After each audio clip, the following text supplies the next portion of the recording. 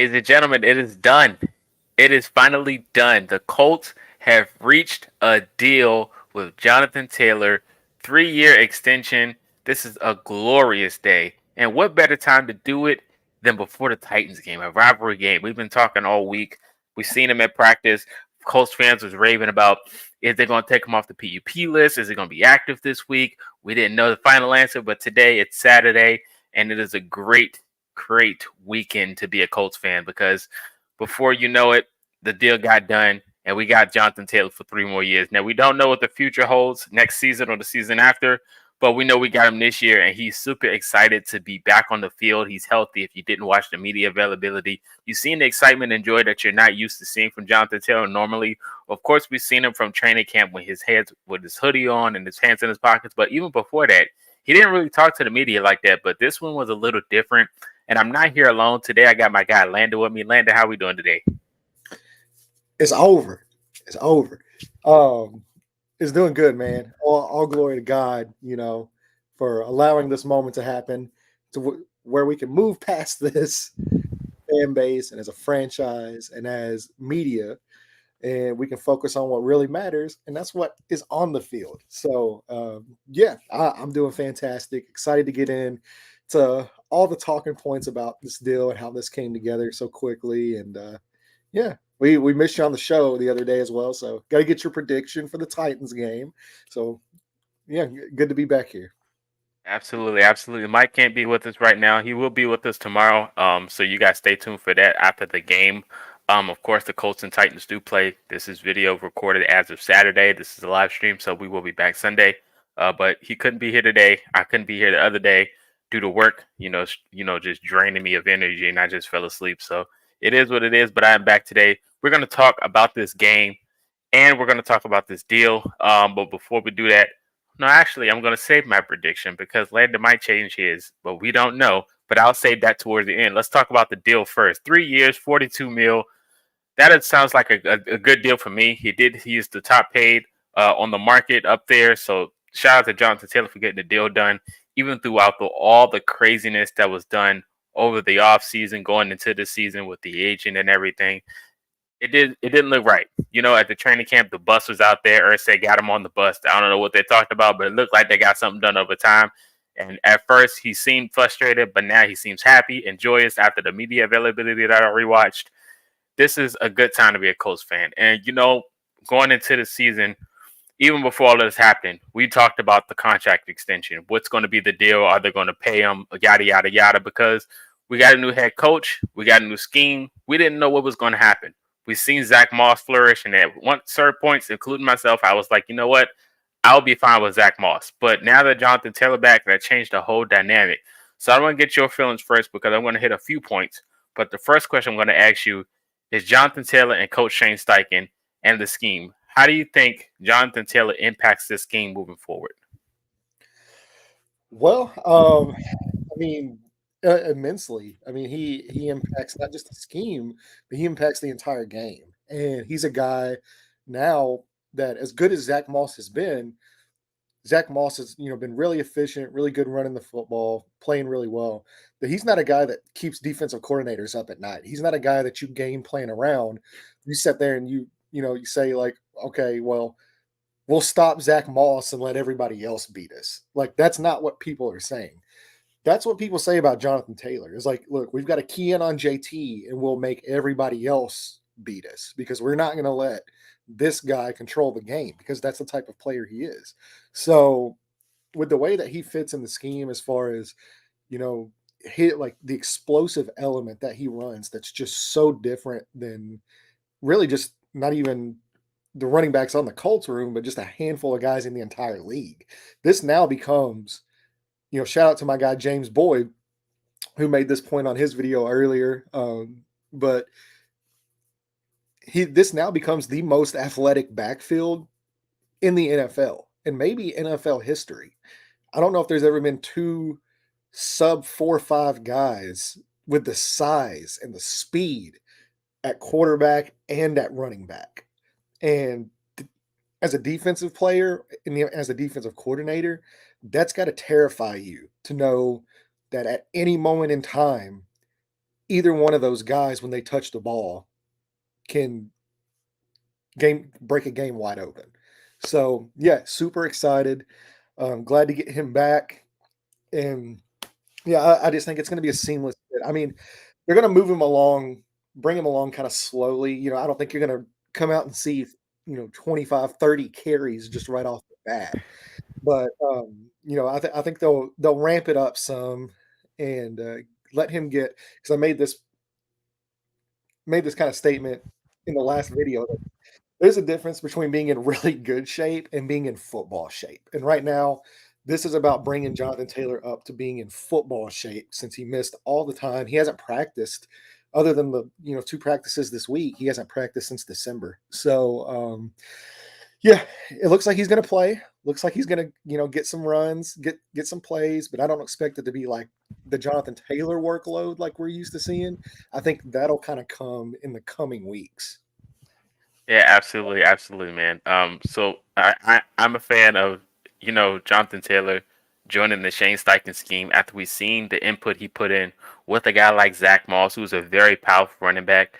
But you're adding Jonathan Taylor in the fray, who I think is very elusive. If you guys don't even watch film and stuff like that, you could just search Jonathan Taylor highlights, and all his moments pop up where he's just like finding a hole, hitting the seam, and things of that nature. And it's the thing about it is that before Jonathan Taylor got hurt and things of that nature, the run blocking, in my opinion, was abysmal.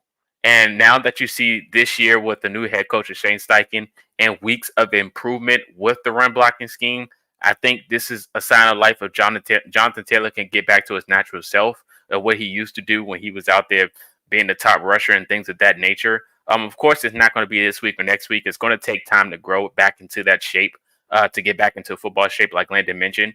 But I think, even with the injuries, I think the run blocking has improved. And I think, adding a guy like Anthony Richardson to that offense is just something that's not going to be. It's just crazy to think about of what the potential could be of this offense, because this goes into my next point. Next question I'm going to ask you.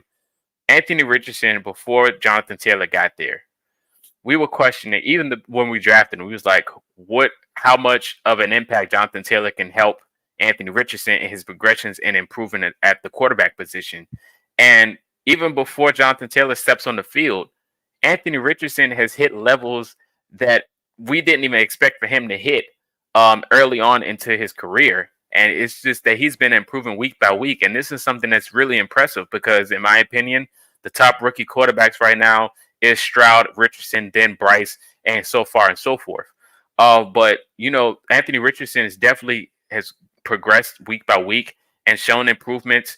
Even when his down moments, when he fumbles the ball, or things of that nature, he mentally like gets out of it. Like even last year, when you looked at Carson Wentz and Matt Ryan, when they do like a turnover or something like that, they get in their own head and it just takes them completely out the game.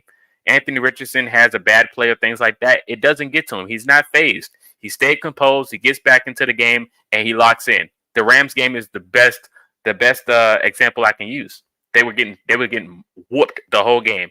He had a good first drive going into the second half. He had a nice little drive right there. Then he fumbled, and then after that, you seen he shook his head. He said, "Dang it!"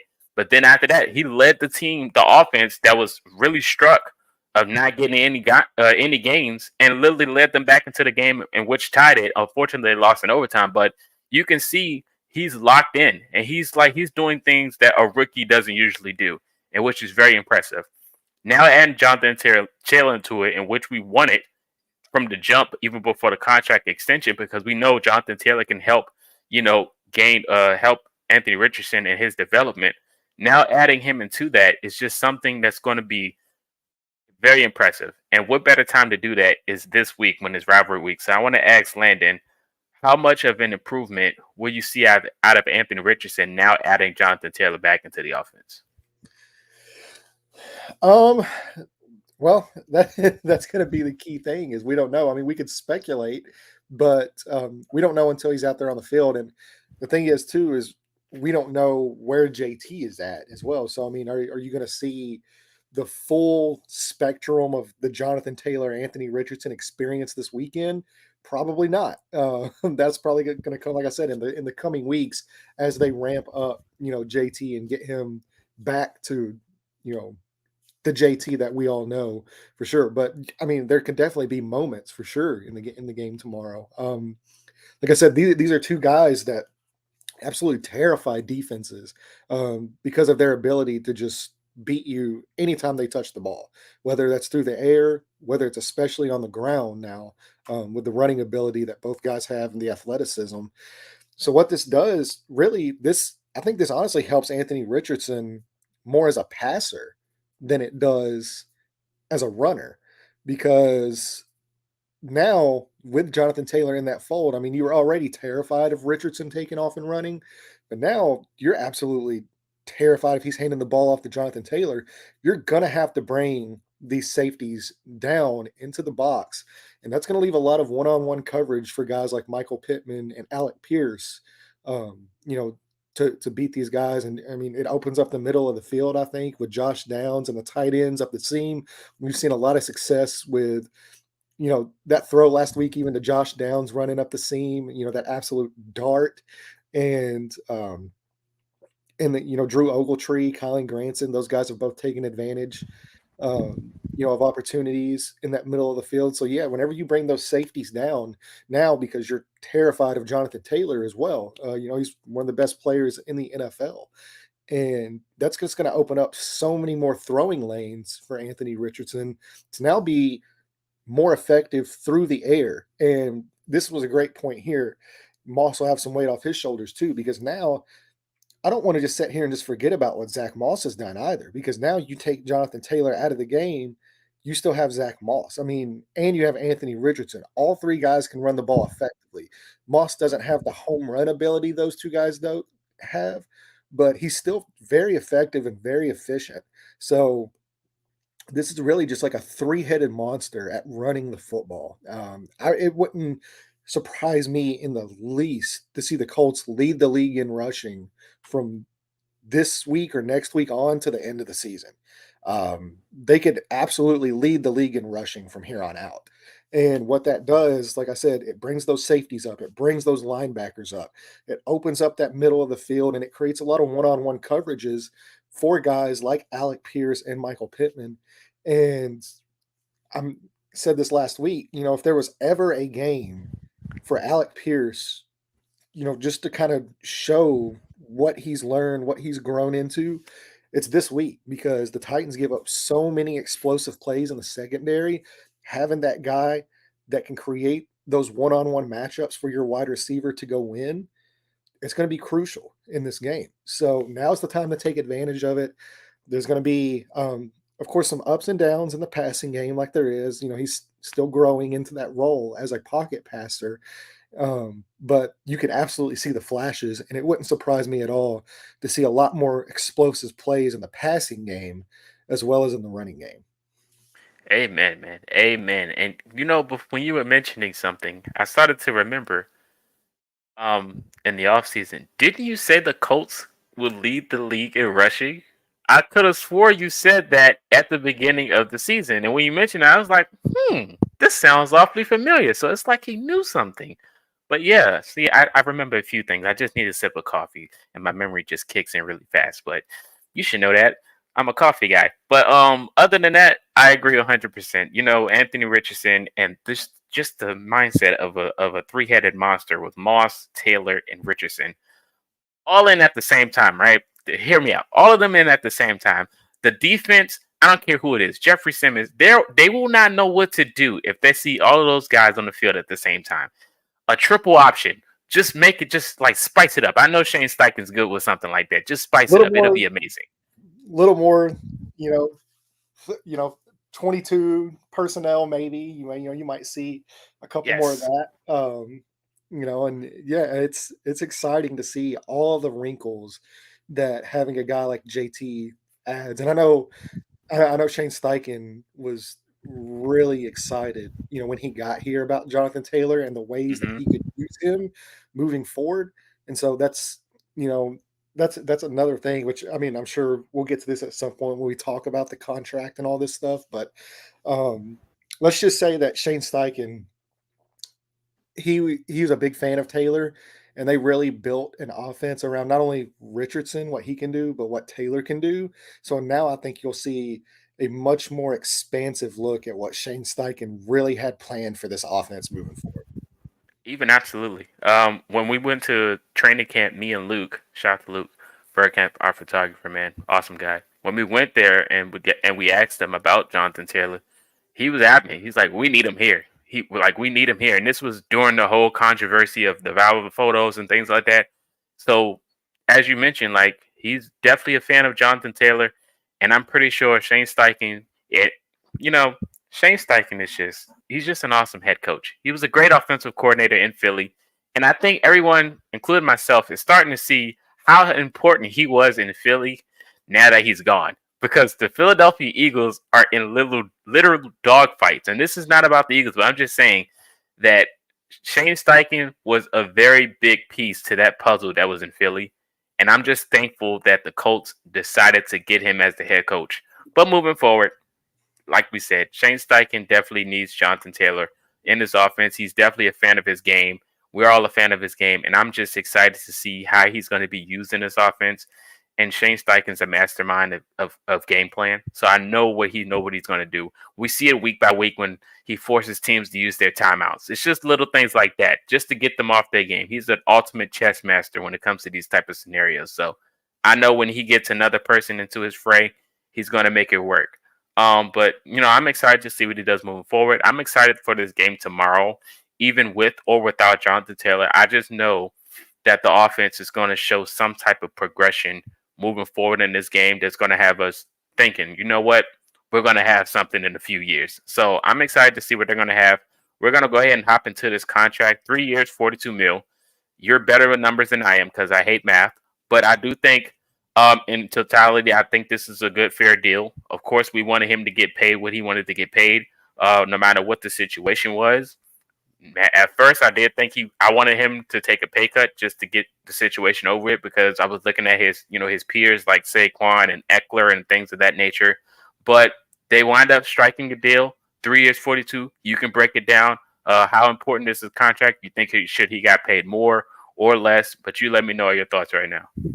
Yeah, well, it ends up, averaging out to about 14 million per season. 29 of that 42 is going to be guaranteed, which is a good number. It puts him, I believe, second in the NFL in guaranteed money, right behind McCaffrey. Mm-hmm. So it's not quite as high as McCaffrey, and I think this was a big thing. And we need to give kudos to Jonathan Taylor and his agent in this, because whenever this trade talks were going down and they were reaching out to other teams, um, part of that was the Colts a little bit saying like, "Hey, like you're wanting this type of money, and that money's just not out there."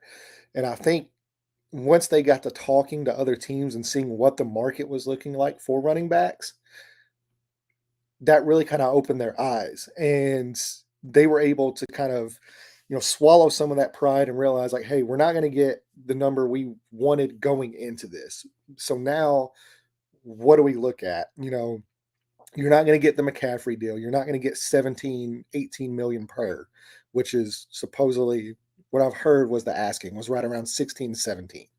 So they swallowed their pride in saying like, "Hey, I'm still going to be one of the top 2 to 3 paid players at my position." You see guys like Josh Jacobs and Saquon Barkley getting paid, $1 million more in just incentives. So, Mm-hmm.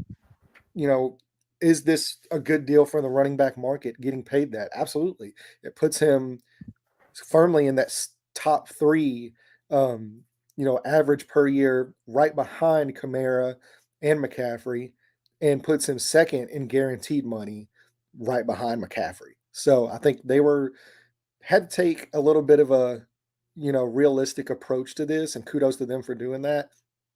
But yeah, I think the number falls right in line. Normally, I'm not a big pay your running back guy just because the position and stuff like that. And but he is a special player, and you do have a running back on a rookie deal. You have the money available, and I mean, it's no question that he makes your team and your rookie quarterback better. And this is going all the way back really to like whenever they drafted Richardson, they envisioned Richardson and Taylor in that backfield creating that dynamic role. This was never a thing where they didn't envision Jonathan Taylor being an Indianapolis Colt.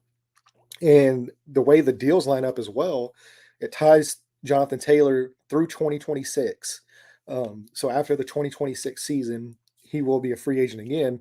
Coincidentally, Anthony Richardson, his original rookie deal ends in 2026. They do have the 5th-year option for 2027, which I would imagine they will pick up.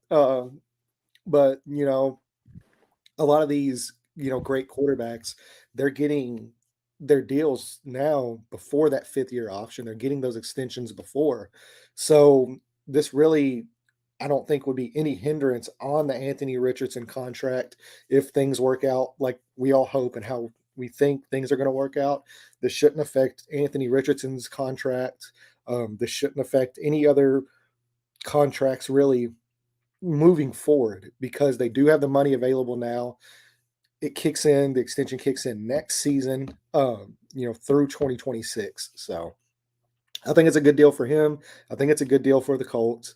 I think just overall this was the right move for both parties. And credit, like I say, credit to JT and his camp. I know his agent has caught a ton of flack from a lot of people, and, Not for and me.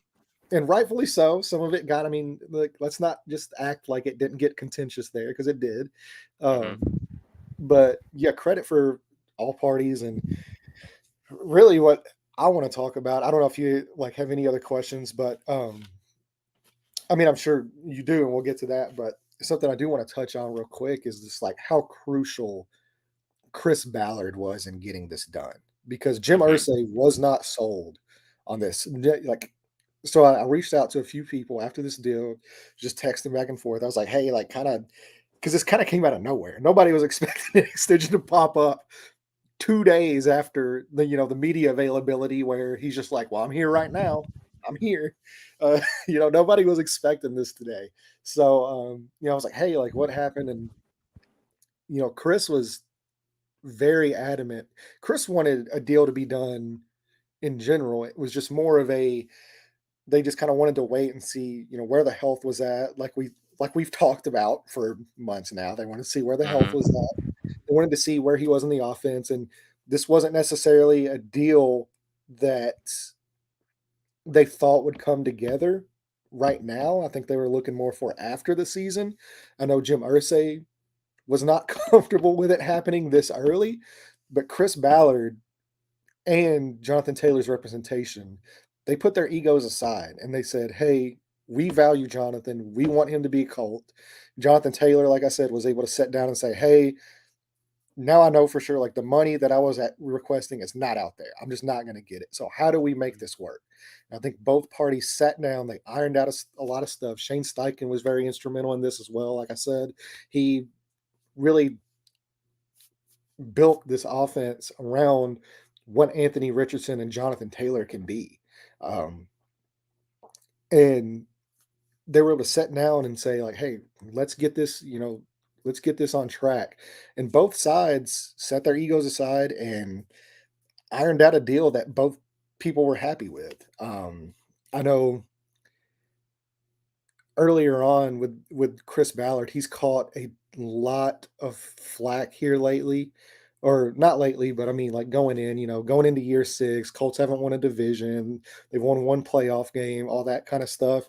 But the respect that he still commands around the NFL and with the players, and you know, these guys know if it wasn't proven before, which I think it was, which I thought why Jonathan Taylor's side was being a little bit kind of silly about this, but it's definitely proven now. That guy will take care of his own and he will do everything possible, even whenever the owner is, and credit to Jim Irsay too, like I said, because Jim Irsay also set his ego aside, because he very easily could have said, hey, like, I mean, this is his money. This is his Yeah. team. He very easily could have said, "Hey, I'm still not comfortable with this. I want to wait till after the season. This is still a little bit too early for me. I don't know about it. I'm not going to do it." And that would have been the end of it. Like, there's nothing you can do about that. So credit, Jim Irsay for setting his ego aside and letting Chris do his job, which was repairing the relationship that was fractured, and getting this deal hammered out. Really, over the last probably, I want to say things started kind of taking a turn as far as contract discussions at the end of last week, which is kind of funny whenever you go back and you watch the Jonathan Taylor media availability, because they were Mhm. kind of at the tail end of these discussions, and Yeah. he was going through, and I mean, he had, if it doesn't show you how great Jonathan Taylor is at being media trained, because there was no indication that this was happening. Nobody knew except for Jonathan Taylor and the people that were in that building. Um, so yeah, it was really something to see both sides, who are in just such a contentious place, really over the last few months, and really even going back to last year.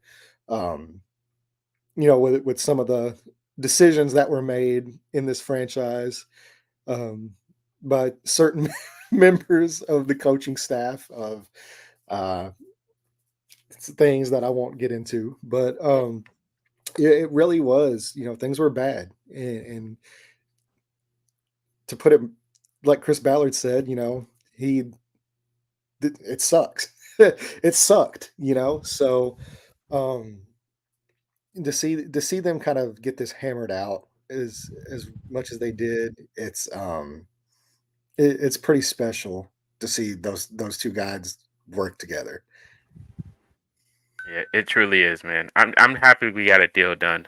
This kind of puts the naysayers away of, the whole, the Colts fans when things don't go our way, they attack everybody. I don't know if people are new here, but if you are new to social media and Colts fans are not happy, they will attack you regardless of the situation until you please them. So, the whole attacking the agent, the fire Ballard, the fire Ursay, all of those You're things. kidding. You're kidding. They attack people? I would have never known.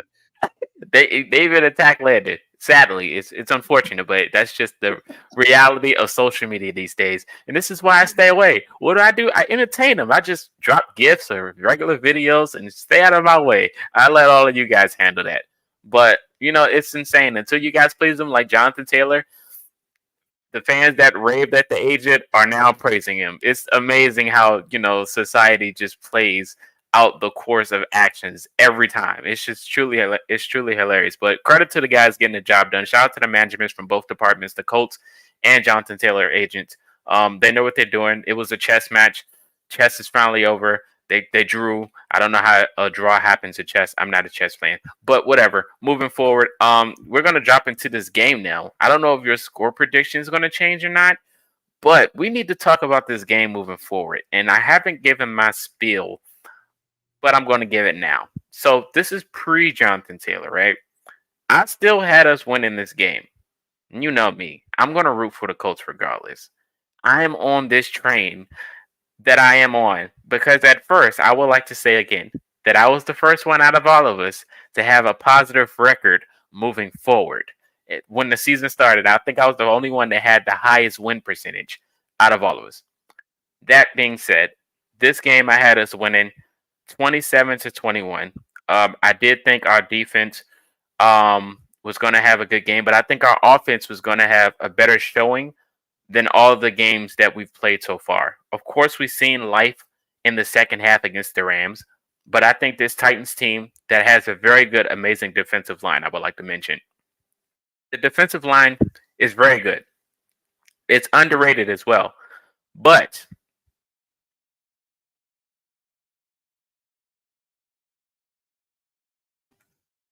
but, besides the Nico Autry, who might eat this game because he does that usually, besides Jeffrey Simmons, who is wreaking havoc week in and week out, I do think Anthony Richardson is the perfect quarterback to play in these type of scenarios.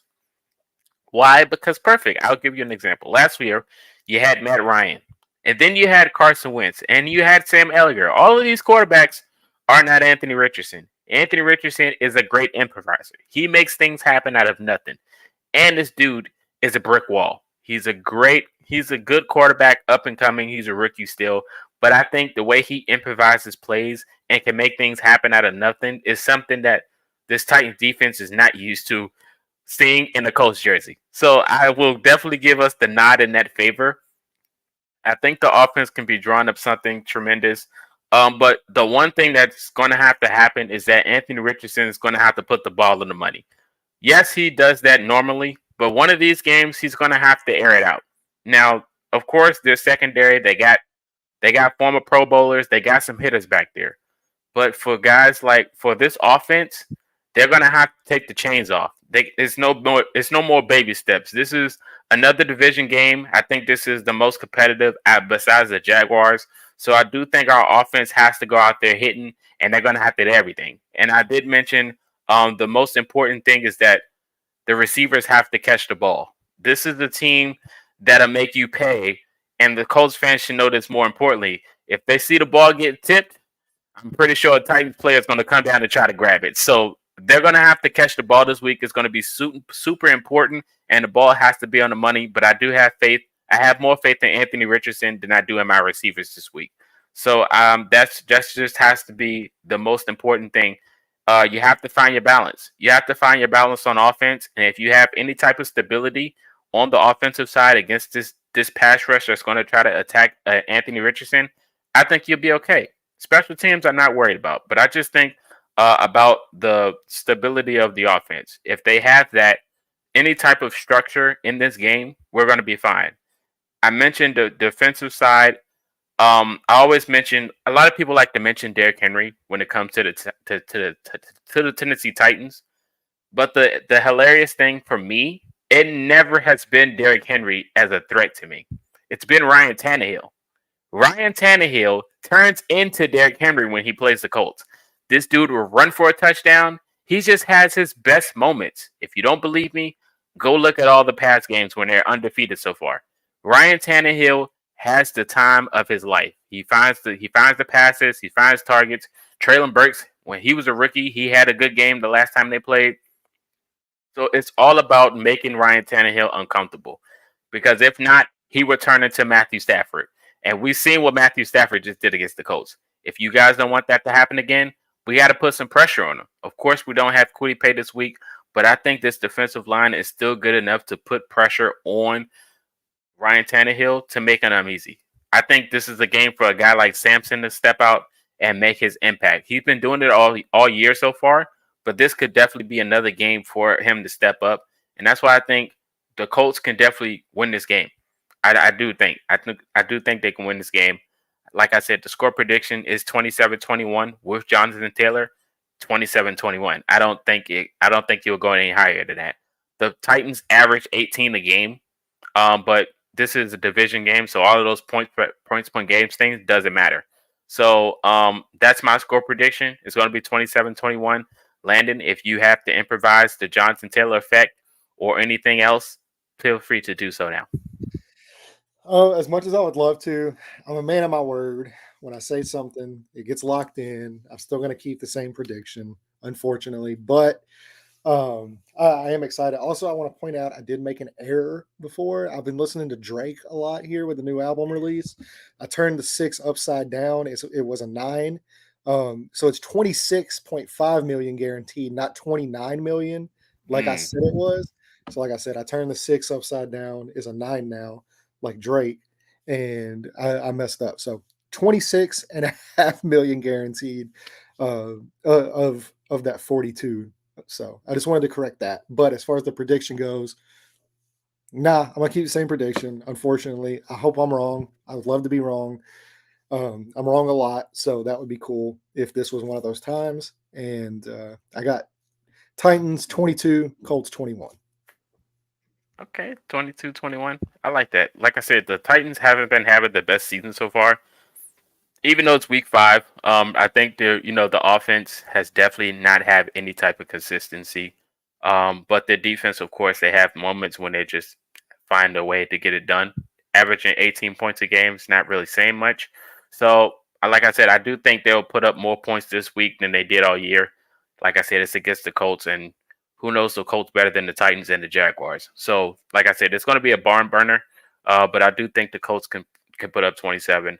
It is what it is. You can argue with the wall. I'm not going against Landon. That's my guy. So I understand. I understand his predictions, and it is what it is. But you guys can definitely comment your predictions in the comment section below. Moving forward, before we get up out of here, we've seen one extension so far with Jonathan Taylor.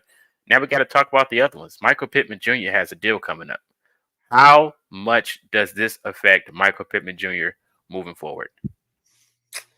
I mean, I don't really know if it affects him really much at all. I don't think anything about the JT thing really had anything to do with Michael Pittman just because the wide receiver market is what it is. Mhm. The good thing this does do now is opens up the possibility of a franchise tag that can be used on Michael Pittman as opposed to on Jonathan Taylor if a deal does not get made. So that's what I would expect. Hopefully, a deal gets made. I think both parties want to make this work. Pittman wants to be here. Colts want him to be here. I think something can get done very easily. I think it does come in the offseason, but if there are any like kind of hangups or anything, having that franchise tag free that does not have to be used on Jonathan Taylor can now be used on Michael Pittman while they continue to negotiate moving forward. So I expect Pittman to be here for the long haul, whether that's by franchise tag or whether that's by an extension. So that's really the only effect I think it would have on Michael Pittman. It's just now you have the franchise tag available to use in case you're not able to hammer out a deal, as opposed to not having that and having to choose between Pittman or Taylor to use that franchise tag on. Amen. Amen. Amen. Shout out to KDG. Like I said, AJ Dillon should be in Canada. There's nowhere near Indianapolis. We knew that wasn't happening. You troll artists. But that's all I got for now. We appreciate you guys for tuning in. Tomorrow, you guys come back. I'll be watching the Colts and Titans live, play-by-play reaction. So if you want to hang out with me and watch the game and watch my crazy reactions, feel free to do so. But I appreciate each and every one of you for tuning in. Appreciate my guy Lando for tuning in as well to drop this beautiful day of news. Jonathan Taylor is back. Football is back. Run the dang ball is back. You know what I want to say, but this is YouTube. Let's be polite. But it is what it is. We are here, man. We are here tomorrow. Come back. Stay tuned. Turn on your notice. Subscribe to all platforms. And also, if you are into apparel, jerseys, shirts, or shorts, even hoodies, and you need a discount code, look no further. We got you. The Blue Stable, 15% off on home field apparel. Get your apparel today. I got my drip. I'm not wearing it right now, but you guys tune in for that. If you need anything, for sure, let us know. Home field apparel, the Blue Stable, 15% off. We got you. But that is all. I had to drop that. You know, we had to do it. But that is all. I'm Coach Shock. That's Landon. And we will see you guys later. Peace.